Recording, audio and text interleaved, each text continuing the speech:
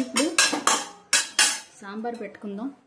దానికి first oil పెట్టి mustard seeds, అలాగే రెడ్ చిల్లీ ఒకటి, అలాగే 1 రెడ్ చిల్లీ, అలాగే 1 స్పూన్ మస్టర్డ్ సీడ్స్ పోపు వేసుకోవాలి. అలాగే కొంచెం ఇంగువ.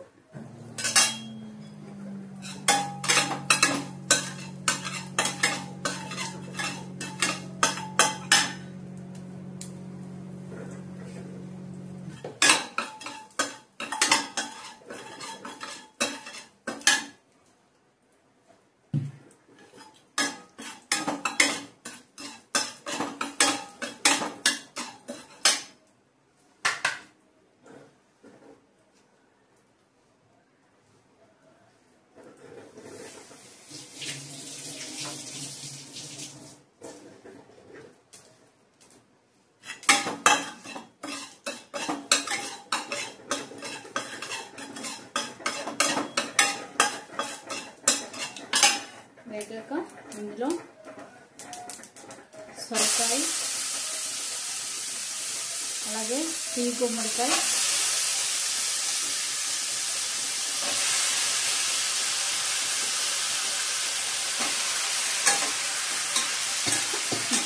అలాగే చిలకడ దుంప, స్వీట్ పొటాటో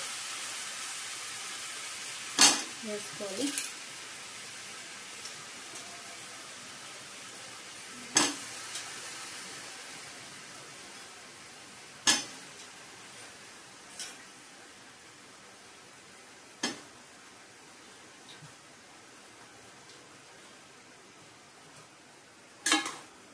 వేసి వేయించాలి.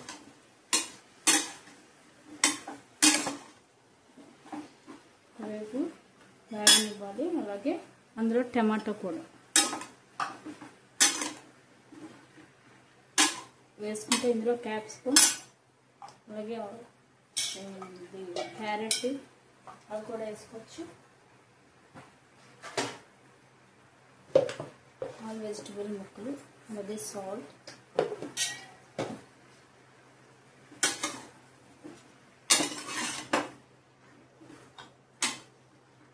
వేసి వేగనివ్వాలి.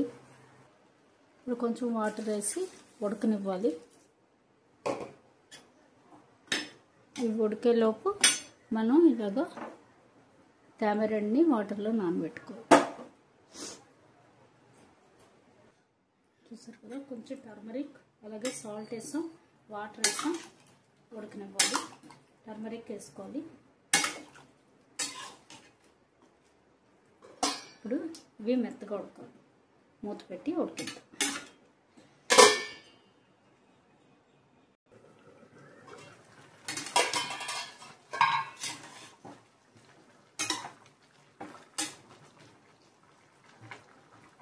మొక్క ఉడికే వరకు మనం చింతపండు పులుసు వేయకూడదండి, లేదంటే సొరకాయ ఉడకదు.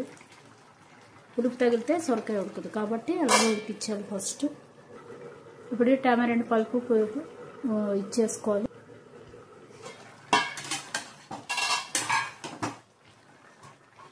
చూసారు కదా, ఇలా మొక్క ఉడికాక ఇప్పుడు ఇందులో మనం పప్పు వేసుకోవాలి.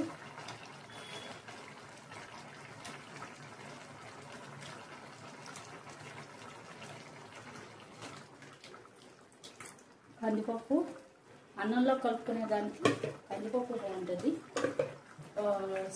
టిఫిన్ కింద చేసుకునే దానికి, అంటే ఇడ్లీ సాంబార్ వాటికి పెసరపప్పు వేసుకుంటే బాగుంటుంది.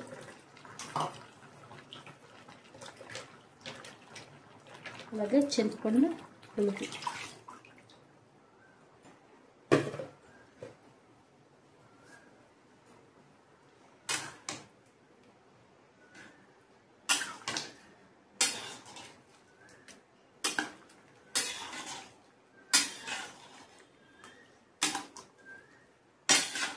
అలాగే గుమ్మడికాయ, అలాగే స్వీట్ పొటాటో కూడా కొంచెం చిక్కదనం వస్తుంది. ఇంకా పల్చ కావాలనుకున్న వాళ్ళు కొంచెం వాటర్ వేసుకోవచ్చు. ఇప్పుడు ఇది ఉడకనివ్వాలి. చూసారు కదా, ఇలాగా ఫస్ట్ బాగా ఉడకనివ్వాలి. లాస్ట్లో సాంబార్ పొడి వేయాలి.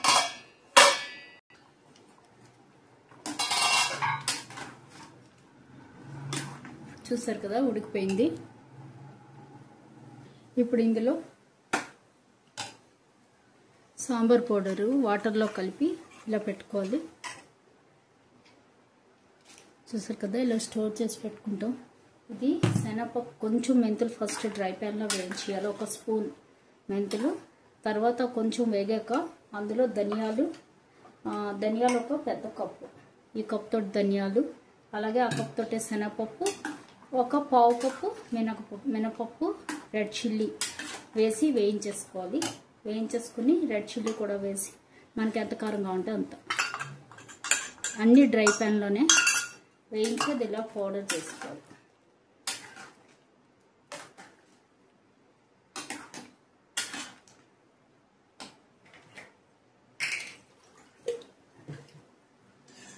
అన్నీ బాగా వేగక్కర్లేదు, మామూలుగా వేడెక్కితే సరిపోద్ది, కొంచెం బాగా వేడెక్కితే సరిపోద్ది.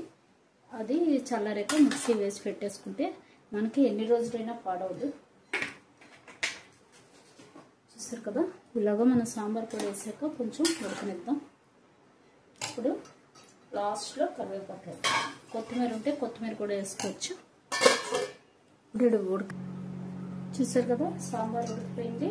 ఇప్పుడు ఇందులో మనం కర్రీ లీవ్స్ వేసుకోవాలి. కొత్తిమీర వేసుకునే వాళ్ళు కొత్తిమీర వేసుకోవచ్చండి.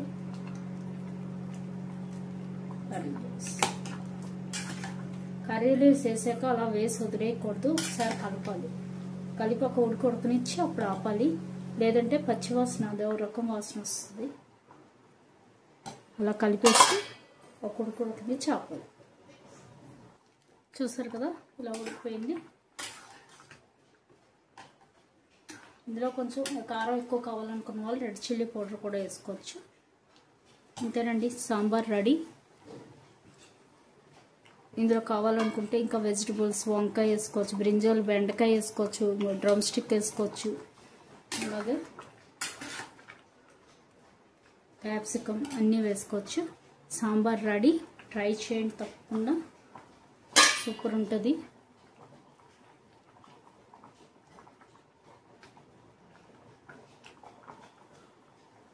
Thank you, bye.